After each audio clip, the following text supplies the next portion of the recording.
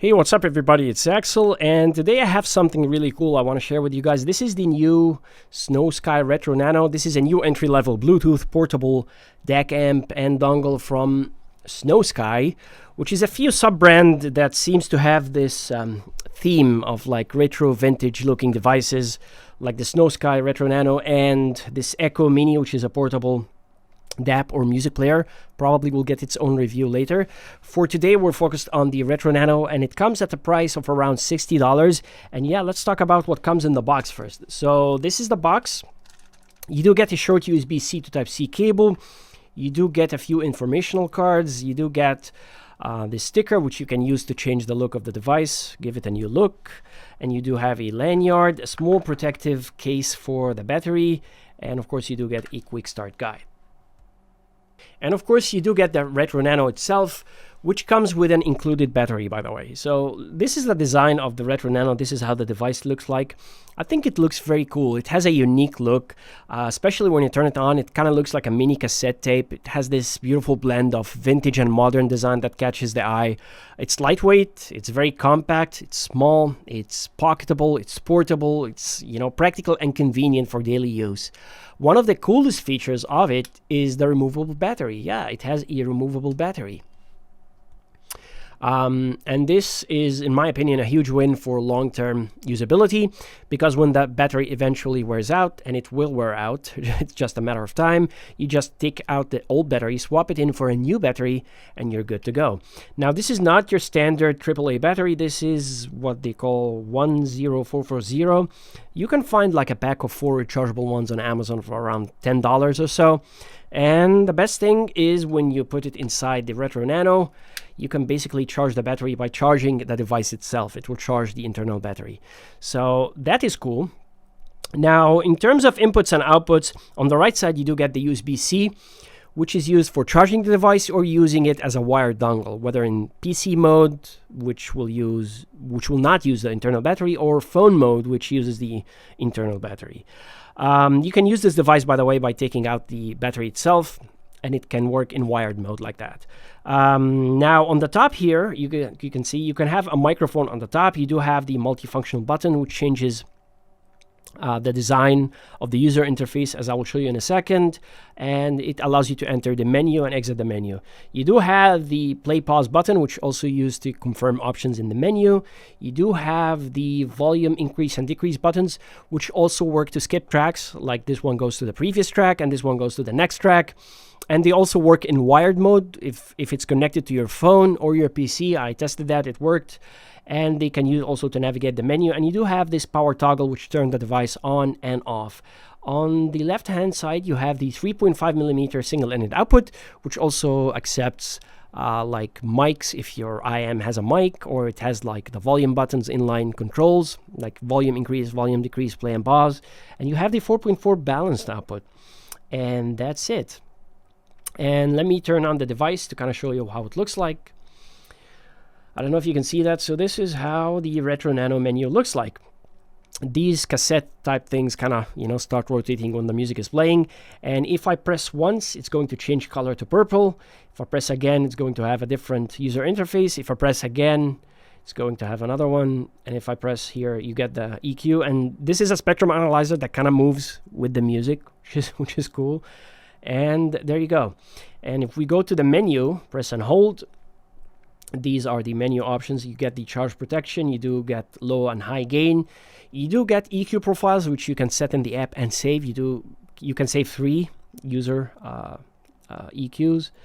And this one is the dimmer, controls the light, and you get off display and the mode Bluetooth or phone or PC, and you get the language and reset and the version. In terms of Bluetooth, it supports a lot of codecs like SBC, AAC, aptX, aptX HD, adaptive and lower latency, and LDAC. So I tried it with LDAC. I used it on the highest quality LDAC, like the one that says best sound quality, and the connection was stable, no dropouts. It has a good range, and it can connect to 2 devices at the same time. Battery life is around 7 hours or so on high gain. when using the LDAC at the highest quality setting and using the single-ended and balanced, both of them. For me, it used like kind of like 15% of the battery. Like it consumes about 15% of the battery per hour at high gain and using the single-ended or balanced. I think if you use it in low gain and maybe use other codecs or even wired, probably could last a bit longer, but I'm not sure. In terms of the app, it supports the app, of course, and I will add a few screenshots to show that. You can customize a few things in the app, like the volume. You can set a volume limit, play around with EQ, save EQ profiles, manage the Bluetooth codecs, but I didn't see an option to change the filter.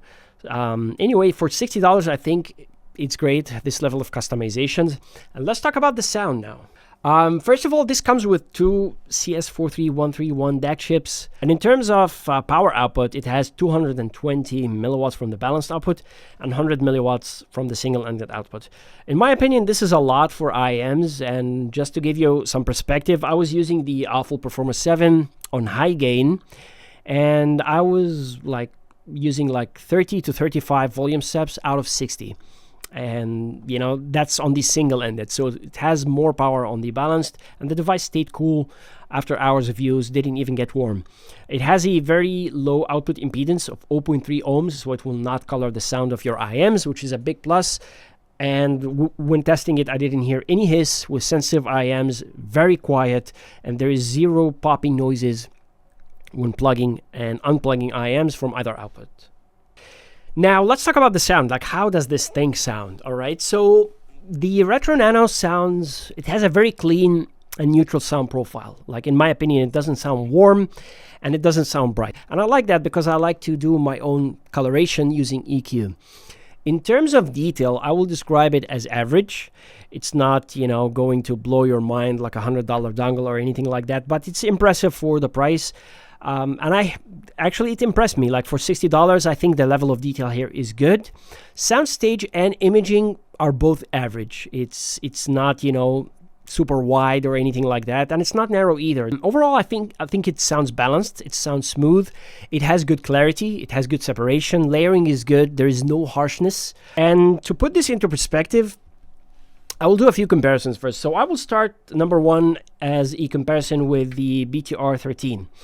BTR13 comes in at a similar price point and probably even a little bit more expensive. So, you know, I will not get into the features and stuff like that, but I will talk about the sound. So for me, they have very similar specs, right? On paper, they have very similar specs. But I noticed that the BTR13 has a bit of a stronger low end, like the bass is a bit, you know, more impactful. You do get that here, but with the Retro Nano, I'm getting a more clarity in the mids and the highs. You can say like it's slightly brighter. Small differences, by the way, but it's noticeable to me. It's slightly brighter or has a bit more clarity in the mids and the highs. Level of detail between both of them is actually the same. Like I can't hear things here more. Just, you know, because of the sound profile of the Retro Nano, it kind of makes you notice details in the mids and the highs slightly more.